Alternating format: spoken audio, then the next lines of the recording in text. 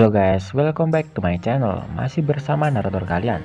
Namaku Dwi dan pada video kali ini gue akan mencoba menambahkan segmen baru di channel Bagi Marti ini, dimana gue akan membahas karakter-karakter terkenal dalam sebuah anime, mulai dari kisah hidupnya dan hal-hal mengenai karakter tersebut. Dan kali ini gue akan membahas satu karakter dari anime terkenal Naruto, dan karakter tersebut adalah Mahito Guy. Gue akan membahas mulai Guy kecil hingga menjadi pengguna taijutsu terkuat, kemudian ketika Guy melawan Madara pada perang dunia ninja keempat. Sebelum itu bantu dukung channel ini dengan cara klik tombol subscribe dan aktifkan lonceng notifikasinya. Tanpa basa-basi lagi, kita lanjut ke inti pembahasannya. Kita mulai saat Guy masih kecil, ketika ia masih berumur 4 tahun. Nama lengkap Guy sendiri adalah Mahito Guy, putra dari Mahito Dai, yang merupakan ayahnya. Baik ayahnya maupun Guy, mereka adalah orang yang tidak dapat menggunakan teknik ninja, ninjutsu maupun genjutsu. Mereka hanya bisa mendalangkan tubuh mereka untuk melakukan taijutsu. Karena demikian, Guy merasa dirinya tidak berguna, karena berbeda dari anak lain yang bisa melakukan ninjutsu ataupun genjutsu.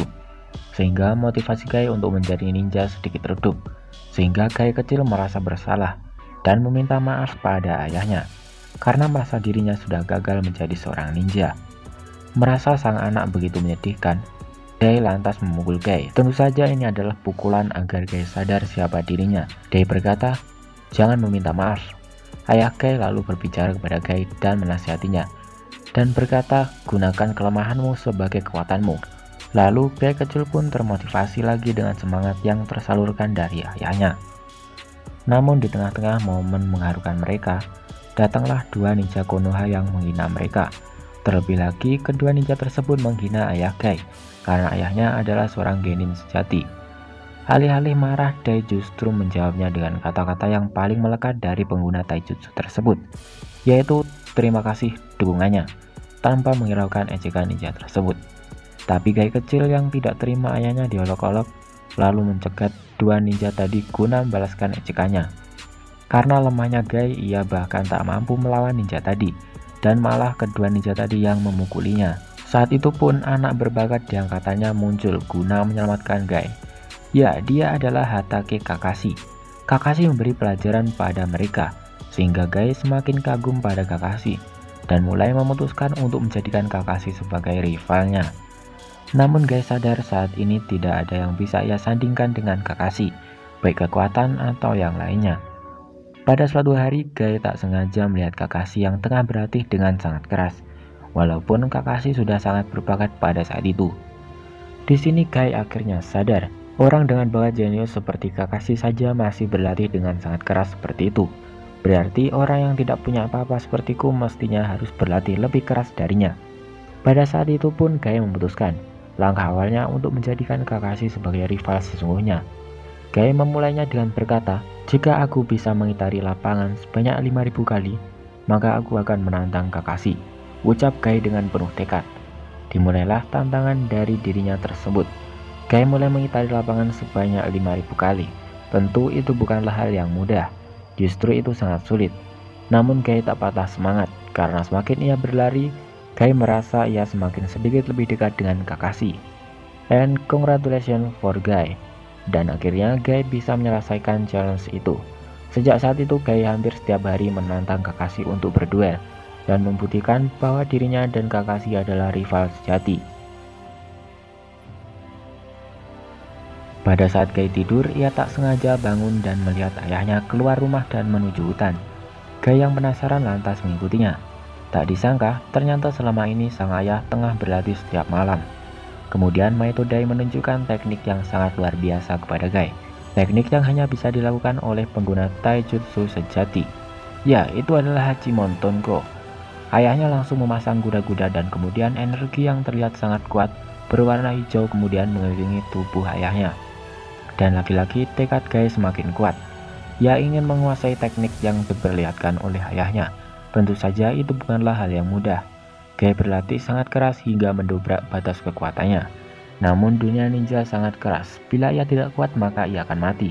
Begitu juga orang di sekitarnya. Perjalanan Guy sebagai ninja sangatlah keras. Namun usahanya yang begitu keras membuahkan hasil.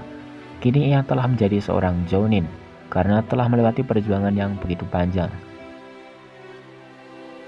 Bendera Perang Dunia Ninja keempat pun dengan paksa dikibarkan oleh seorang misterius bernama Tobi. Disinilah kita mulai melihat aksi-aksi Guy menggunakan Hachimon.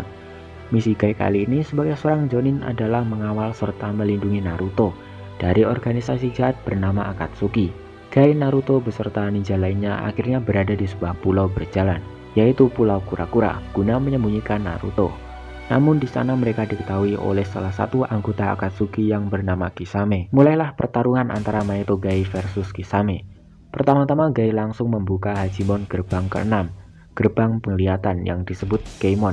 Pada tahap ini akan meningkatkan kecepatan pengguna dan kekuasaan, yang memungkinkan pengguna untuk melakukan Asakujaku. Pembukaan gerbang ini melepaskan sejumlah besar cakra, sehingga menyebabkan udara di sekitar pengguna membentuk pusaran. Tak ingin kalah, Kisame juga ikut melawan sengit dengan pedangnya Samehada. Namun di sini terbukti Guy sangat cepat dalam taijutsu. Bahkan Kisame mulai terdesak olehnya. Di saat ini Guy mengeluarkan kemampuan andalannya ketika membuka gerbang ke-6 Keimon, yaitu tinju api bertubi-tubi dengan nama Asakujaku. Kemudian Kisame terkena serangannya dan terlempar ke laut. Ternyata Kisame tangguh juga karena masih bisa menerima serangan Asakujaku dari Guy. Dirasa belum cukup, Guy kemudian membuka gerbang berikutnya, yaitu gerbang ke-7, gerbang keajaiban atau Gyomon. Mereka yang membuka gerbang ini akan mengeluarkan banyak aura bersinar hijau biru. Hal ini terjadi karena keringat yang keluar pada tubuh penggunanya menguap karena aura panas pada tubuh mereka sendiri. Sayangnya efek samping dari membuka gerbang ini akan mencabik-cabik saraf otot penggunanya, menyebabkan rasa sakit jika mereka disentuh. Lanjut, Guy pun melancarkan serangannya dengan jurus istimewa pada gerbang ini, yaitu Hirudora. Guy membentuk segel tangan unik menyerupai harimau yang meluncurkan tekanan udara pada lawan dalam bentuk harimau. Dengan meninggalkan kesan harimau berbentuk raksasa ke tekanan udara yang terbentuk tadi, Kisame juga mengeluarkan jutsunya yang terlihat seperti hiu yang besar. Jutsu milik Kisame pun bertabrakan dengan Hirudora, sehingga menyebabkan ledakan yang sangat besar hingga mengguncang seluruh pulau. Namun sayangnya Kisame berhasil kabur. Ini terbukti Guy lebih kuat dari Kisame karena bisa membuatnya milih mundur. Perang pun pecah, misi Guy melindungi Naruto sudah selesai. Kini mereka bersama-sama menuju ke medan perang. Perang makin menjadi-jadi, dan muncullah musuh terkuat yaitu Madara. Saat itu mereka yang ada di sana tidak bisa berkutik karena kekuatan Madara yang melebihi kekuatan mereka. Dan disinilah puncak masa muda Guy. Guy memutuskan untuk melawan Madara Modorikudo menggunakan Hachimon miliknya. Saat itu Guy membuka gerbang ke-8, gerbang kematian atau disebut Shimon. Kenapa disebut begitu? Karena setiap pengguna Hachimon yang membuka gerbang ke-8, maka tubuhnya akan rusak karena dipaksa melewati batas limit, guna menghasilkan kekuatan yang sangat dahsyat, namun hanya untuk sementara. Tampilan dari Hachimon gerbang ke-8 sendiri adalah tubuh Guy diselimuti aura merah layaknya api yang membara. Itu disebabkan karena darah milik Guy keluar dan seketika menguap karena panas dari tubuhnya. Pertama, Guy menggunakan Sekizo untuk melawan Madara, yaitu tinju angin berturut-turut yang membentuk seperti silang sehingga menyebabkan lawan terjebak dalam tekanan angin yang sangat dahsyat dari berbagai arah. Namun ternyata Sekizo saja masih belum cukup untuk melawannya. Kini Guy melancarkan jurus terakhirnya, yaitu Naigai atau bisa juga disebut Yagai. Teknik ini sebenarnya sangat sederhana. Saat darah dari Guy mendidih hingga mengeluarkan aura merah, setelah dia membuka gerbang ke-8, aura di sekitarnya tersebut akan membentuk naga yang siap dilancarkan pada Madara. Guy berlari dan menendang Madara dengan kekuatan dan kecepatan tinggi, sampai ruang di sekitarnya terdistorsi, atau teknik ini bisa membengkokkan ruang dan waktu.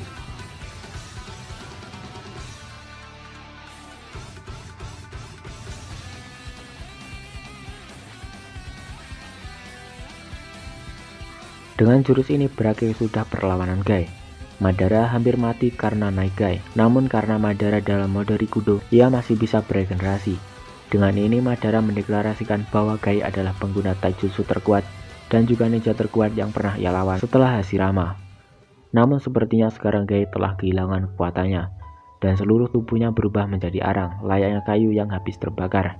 Guy tidak bisa berbuat apa-apa dan diambang kematian. Bahkan cakra yang berada dalam tubuh Guy mulai mengecil dan memudar. Kematian menunggu Guy. Entah apa yang dipikirkan otak jahat Madara. Ia berencana membunuh Guy sebagai kehormatan yang diberikan untuk Guy dan guna menghilangkan penderitaannya. Madara menggunakan Kudo Dama ke arah Guy untuk menghancurkannya. Dan di saat inilah pahlawan selalu datang belakangan memanglah benar.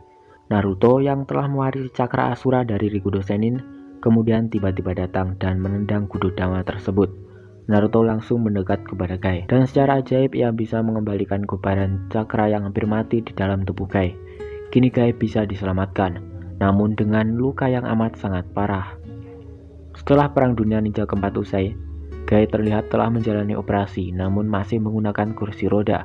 Sepertinya Guy sudah tidak bisa menggunakan kakinya lagi, namun semangat mudanya masih terus berkobar. Dan berakhirlah pembahasan perjalanan Mahito Guy pada video kali ini. Jika ada pembahasan yang kurang benar atau terlewatkan, silahkan tulis di kolom komentar. Mari kita berdiskusi bersama. Terima kasih udah nonton video, gue Dwi, see you in the next video.